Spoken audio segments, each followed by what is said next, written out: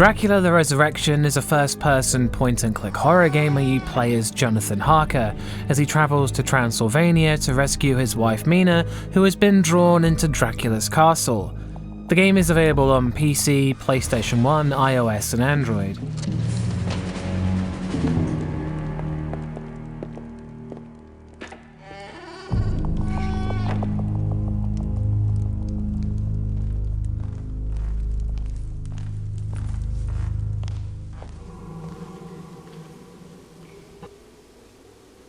Atmosphere.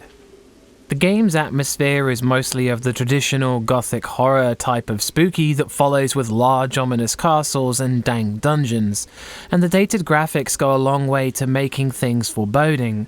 Whilst the backgrounds are pre-rendered, the lighting in them is very gloomy and leaves a lot of rooms and corridors with the feeling that you're going to find something lurking in a corner of the screen as you scroll the mouse around exploring. The atmosphere is really built up in the creepy, unnatural feeling you get from the sound design and environments. Moving one screen at a time through the castle slowly builds up anticipation, and the immersion is somehow surprisingly good for a game of its age. The cutscenes are all very strange to behold, with many of the dialogue scenes having overly close-up views of the characters' faces, and the movement of them again feels unnatural. Do you have any idea what this ball is for? You should look beyond an object's outward appearance. A mere ball like this one can foretell the future and unveil secrets. The combination of spooky environments and uncanny valley dialogue cutscenes leads to the game feeling unique. It's definitely a product of its time, and as a result has an atmosphere of its own on top of the traditional horror it represents. That's one Harry Mason.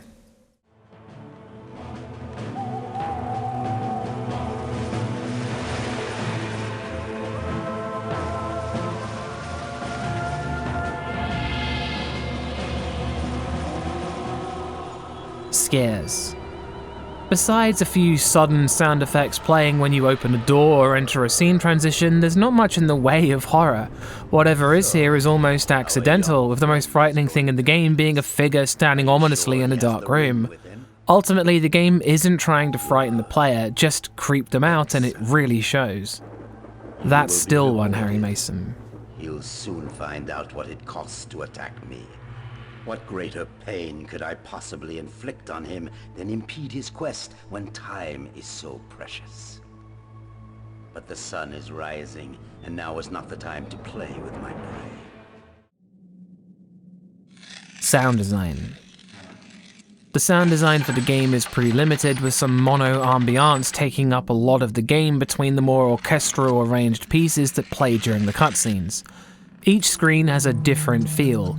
Things like the wind blowing and floorboards creaking are baked into the soundtrack, which despite its lack of depth managed to help the graphics sell the environments anyway.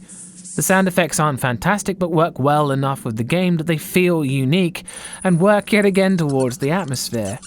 The voice acting is pretty spotty, with some wooden performances here and there, which made the dialogue cutscenes even more weird to watch. Is somebody there? Answer me! Who's there? Don't be frightened. It's been so long since anyone has talked to me that I thought I was still hearing voices. I'm so weary of hearing mine. I've been alone here for eons. Who are you? I am a woman who has been rejected and betrayed. A woman who has been unjustly punished. I am Dorco. What are you doing here? And you, what are you doing here? There's no directional audio, which does hurt the immersion a little, but after a while it's easy to ignore it. Ultimately, the sound design and ambiance for each location really help the atmosphere tremendously, and it really wouldn't be the same without it. That's two Harry Masons.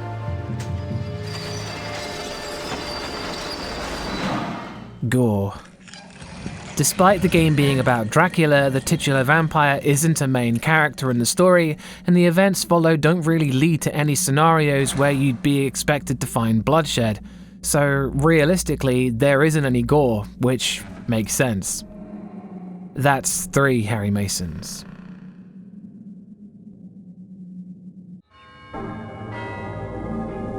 Jonathan, please excuse my writing, but my hand trembles so I can barely hold my pen. After you left this morning, a strange dizziness came over me. I went out for some fresh air, and when I looked up, I was at Carfax. Dracula's home was summoning me as if he'd returned and wanted me again. As I write, I can no longer master the power that is drawing me there. I'm leaving on the first boat to Transylvania. I feel that I must go back to the castle. I am powerless. I must find out what is happening to me. Don't attempt to follow me. Your presence would only complicate things. Forgive me. Mina. Story. After his wife, Mina, vanishes and leaves a letter that implies Dracula has summoned her to his castle, Johnathon Harker, one of the main characters in Bram Stoker's Dracula, travels to Transylvania to find his wife. The game's story continues on after the ending of the famous novel, and it's told sparingly throughout the cutscenes and dialogue, with a typical tale of deception and items of power defeating evil. It's neat that it plays heavily into the real-life people that the characters are based on, even having portraits of Vlad the Impaler, Dracula's inspiration, lurking around his castle. Some things are wrapped up very conveniently, and there's some moments where the point-and-click nature of the game presents obvious problems for the elements of danger and can take you out of the moment, but it's still a fun story to go through in the 2 hours it takes to beat the game. Making the final score 4 out of 5 Harry Masons. I found myself enjoying this far more than I thought I would, and really found the atmosphere and puzzles quite fun. It's not going to scare anybody, but for its time, it's still a pretty enjoyable experience. Again, I'd like to remind you the whole thing is down to my opinion in horror games. If you don't share this opinion, then that's cool, I get it. I'd like to point out that whilst I saved Mina, I didn't let Dracula have his way, and advise you don't either. There'll be more horror reviews in the pipeline, and thanks for watching. Let's go check out Bumps in the middle of the night. Peace.